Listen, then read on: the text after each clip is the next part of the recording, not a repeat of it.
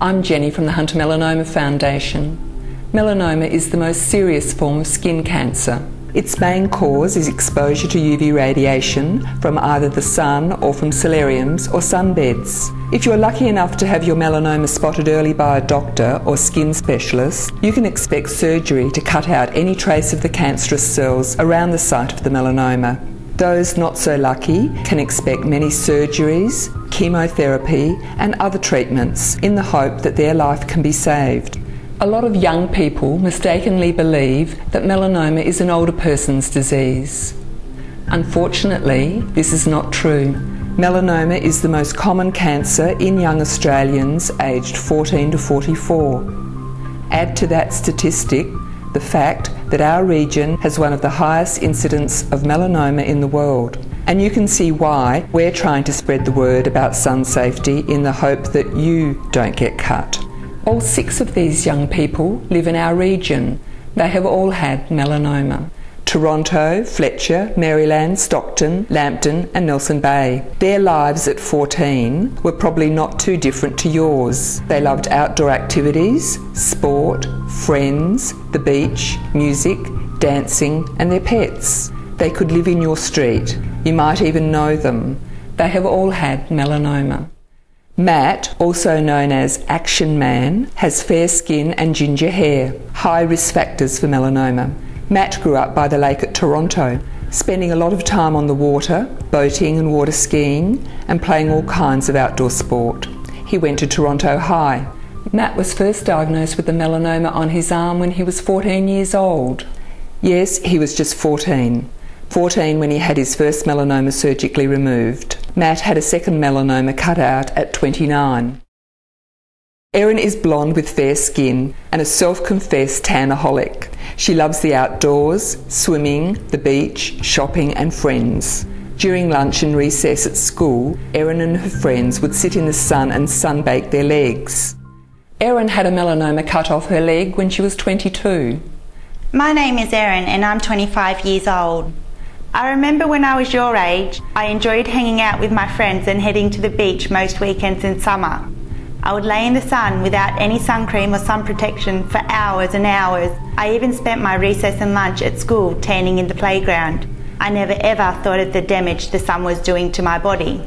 Around the time of my 18th birthday, I decided I should probably get a skin check.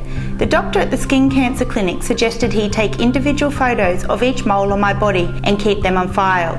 I agreed and it took nearly an hour. The doctor suggested I come back for another visit around my 19th birthday. My next visit to the skin cancer clinic involved the removal of a few moles and they came back non-cancerous. With the year of my 21st being a busy year, I forgot to book an appointment. Just after my 22nd birthday, I booked an appointment for another checkup.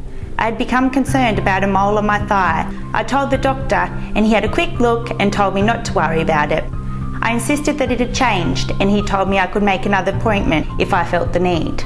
I felt silly making another appointment. Was I overreacting? It was just another mole. The thought of cancer never crossed my mind.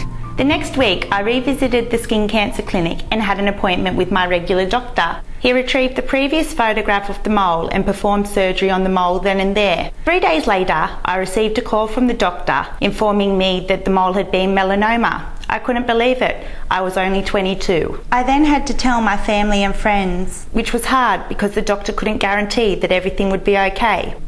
2 weeks later, I went in for surgery and spent 5 weeks on crutches. I couldn't believe that all my time in the sun as a teenager had done this to my body. After I was given the all clear, I began 3 monthly visits to the melanoma unit. Today I attend 6 monthly visits to the skin cancer clinic and I check my moles once a month. I always cover up when I go out in the sun and I use fake tan. If I didn't insist on making that second appointment, my life wouldn't be like this today. You know your body the best. Do regular checkups and see a doctor if anything changes. I was one of the lucky ones. Holly lives at Nelson Bay and went to Newcastle Grammar. Her girlfriends love to spend weekends at the beach sunbaking, so Holly went too. Holly had a mole on her shoulder cut off when she was 18. Tests revealed it was melanoma. She didn't know what melanoma was. My name is Holly. I was 18 years old when I found out that I had a melanoma. My doctor noticed the mole on my shoulder when I was seeing her for something else. I'd never even considered getting my skin checked. I never paid much attention to my skin. I have lots of moles and they all look the same to me. I assumed that once the mole was removed from my shoulder, that would be the end of it. My parents and my doctor had to explain to me that a melanoma was in fact cancer, and that if it's left untreated you can die. I was so shocked. I required a second surgery to remove more of the surrounding tissue from where the original mole was.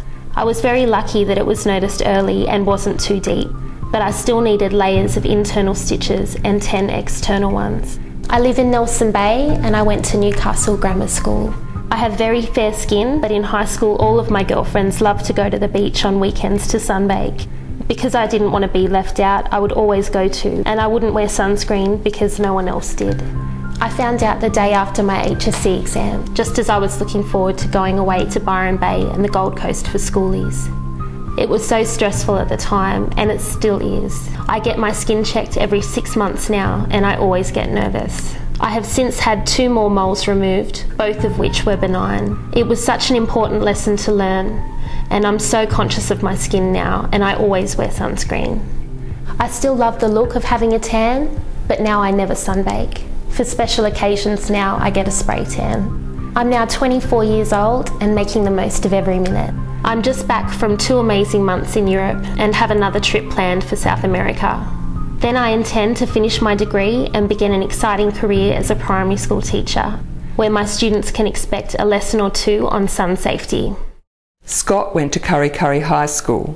He loved the outdoors, wakeboarding, jet skiing, golf, walking his 2 German shepherds. Scott had a mole behind his ear removed 6 weeks before his wedding day. It was melanoma. He was 25. Surgery followed to remove a wider section of tissue and a skin graft from his thigh. After 3 years of 3 monthly checkups, a lump was detected in Scott's neck. Scott underwent more surgery to remove the lump. Tracy Garner didn't like sunbaking. Her skin was fair and would burn easily, but she liked to look tanned. Her solution, solariums. She thought it was a safe way to tan. At 29, Tracy spotted a mole that was getting larger on her thigh. She had a gut feeling something was wrong, and she was right. Melanoma. My name is Tracy and I'm 34 years old. This may sound very weird, but every time I sat down to go to the toilet, I noticed it. It was a brown mole on the top of my left thigh, about 2 millimeters in width, that had slowly tripled in size, looked irregular in shape, and had produced black dots inside it. I'd been to the doctors twice before when I'd noticed it looking bigger, and my GP had told me it was fine. I was 29 at the time, and my grandmother had recently passed away, which reminded me that we aren't all indestructible. That prompted me to ask my GP about it again. It's funny, I just felt like something wasn't right. I went to my GP, now for the 3rd time, asking about this changing mole. Realising my concern, the GP finally referred me to a specialist, and I booked it as soon as I could. My first visit to the specialist was to basically check out my skin, and he too thought this mole deserved further investigation.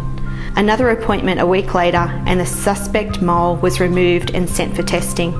The specialist explained that he didn't see much of a problem with the mole, but that it's better to be safe than sorry. I got a call from the specialist's rooms 4 days later to come in the next day. My mum came with me for moral support, gotta love mums, and the specialist explained to me that the suspect mole was in fact a melanoma, and I would need to have surgery to ensure all of it was removed. Because the mole was on my leg, the specialist also explained that I'd need to have 2 weeks off work. The surgery went well and the melanoma was successfully removed. I was told that it had only gone under the skin by 0.03 millimetres and that it was quite a slow growing melanoma. So the big question, why me? With no family history of melanoma and a lifestyle of mostly indoor sport, hobbies and work, the answer was obvious: solariums. For a few summers I would go to solariums quite regularly, sometimes once a week, sometimes every 2nd day, and then sometimes I wouldn't go for months. In my mind, because I didn't actually burn like I did in the sun, I thought I was getting a safe tan. I was very wrong. I now know that solariums and sunbeds produce 5 times the amount of UV radiation than the midday sun. I'm convinced my melanoma was caused by solarium use. I still like to look tan, I just can't kick the tanning habit, but today there are so many alternatives with a whole range of natural looking spray tans and lotions. I'm now happily married to a great guy named Brett, who is always there to help with my tan in a can experiments, and we have a beautiful baby girl, Layla Rose. Leanne went to Lambton High School. Blonde-haired, blue-eyed, fair-skinned, Leanne loved going to the beach with friends, as well as parties and dancing. She loved having a tan. When a friend pointed out a small, suspicious-looking freckle on her ankle, Leanne decided to get it checked by her doctor. It was removed and tested.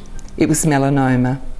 Leanne had no idea what melanoma was. She was 27 when she had further surgery to remove surrounding tissue. 2 years later, on one of her regular checkups, doctors found a lump in her leg. More surgery followed, then 12 months of chemotherapy. As you can see, skin cancer, and in particular melanoma, is not to be taken lightly. And though you're probably all aware of the slip, slop, slap message, for some reason we are seeing teenagers, young people just like you, still sunbaking at lunchtime to tan their legs, lying in the sun at the beach and going to solariums. So here are some facts we need to know. Melanoma kills. The Hunter region has one of the highest incidents of melanoma in the world. Melanoma can be cured when detected and treated early. Melanoma may occur on any part of the body. The most common area for a melanoma to appear on a male is the back, and in females, the legs. Melanoma is the most common cancer diagnosed in young Australians aged 15 to 44. The major cause of skin cancer is exposure to UV radiation from the sun and other sources such as solariums. Solariums, sunbeds, sun lamps and tanning booths emit UV radiation 5 times stronger than the midday sun. Solariums significantly increase risk of melanoma and skin cancer in users, particularly those under 35. 1 in 3 Australians will develop some form of skin cancer during their lifetime. The number of sunburns experienced in early life greatly increases the lifetime risk of developing melanoma. The prevention of the majority of melanomas is unbelievably simple. Stay out of the sun when UV radiation is at its highest, 11 a.m. to 3 p.m. Apply broad spectrum 30+ sunscreen. Wear hat, sunglasses and shirt if you are exposed to the sun. Stay in the shade where possible. Do not use solariums, sunbeds, sun lamps. If you must have a tan, use fake tans. Over 90% of skin cancers can be treated if detected early. Check your spots for change using the ABCD method. A is for asymmetry, B is for border, C for colour and D for diameter. Every year, 9,500 Australians are diagnosed with melanoma. 1,600 Australians die from skin cancer each year, the majority from melanoma. 50 people died from melanoma last year in this region. As you can see, melanoma is not an older person's disease. It's not a disease that only affects people in other parts of the world. It kills young people right here in our neighbourhoods. Young people whose hopes and dreams will never be realised, whose potential will never be reached, whose lives have been cut short. Like Matt, Action Man, first melanoma at 14, second at 29. His life cut short at 31 years of age. Matt, who loved karaoke and volunteered as a rodeo clown to help keep others safe, who had his own landscaping business, who volunteered on the Hunter Melanoma Committee. And Leanne, beautiful, vivacious Leanne, first diagnosed at 27. Her life cut short at 30 years of age. Leanne, who had her own hairdressing business in Broadmeadow, who loved family, friends, and her 2 border collies, Grace and Hollywood. And like Scott, first diagnosed with melanoma at 25. His life cut short at 28 years of age. Scott, who'd just been married and was making plans for a bright future, whose courageous fight against melanoma inspired those around him. 3 young lives tragically cut short due to melanoma. The reason I'm telling you my story is since I've had my melanoma removed, 2 people I know have lost their young lives to melanoma. My friend Leanne at 31 and Scott just 28. A devastating blow for their family and friends. Unimaginable sadness to think of their lives they could have had. Their hopes, dreams and future plans of kids and grandkids gone. My message to you is pretty simple. 1. A tan just isn't to die for. 2. Don't think it can't happen to you because you're young. And 3. Trust your instincts. If you're worried about a spot, insist on a second or third opinion until you're satisfied. I'm one of the lucky ones. I'm going to live my life to the fullest in memory of the friends I've lost. It's time for Gen Z to take a stand against skin cancer. This is your time, your chance to change the statistics instead of becoming one. Don't drink, don't take drugs, don't speed, don't eat junk, don't. You must be sick and tired of being told what's good for you, but not nearly as sick and tired as you'll feel after several surgeries and 12 months of chemotherapy. Take skin cancer seriously. Stay out of the sun. Don't use tanning beds. If you must have a tan, get a spray tan. If you think wearing a hat is a tad daggy, imagine wearing a wig to cover your bald head. Tell your friends, tell your family, and don't risk having your life cut short. The last words on the subject are the most powerful. They are the mother's words at her daughter's funeral, and they speak for themselves. Annie, not a day goes by that I don't think of my little Annie. Her smile, her infectious laugh, or her knack for making me feel happy when no one else could. Annie was 27 when she was first diagnosed with a melanoma. Less than 3 years later, just after her 30th birthday, my Annie was gone. I never would have thought that a small dark freckle on her ankle could take my little girl away and rob me of all the future mother-daughter memories we were set to make. Annie had her whole life ahead of her. She loved the beach, parties, dancing, and her 2 beautiful border collies, Grace and Hollywood.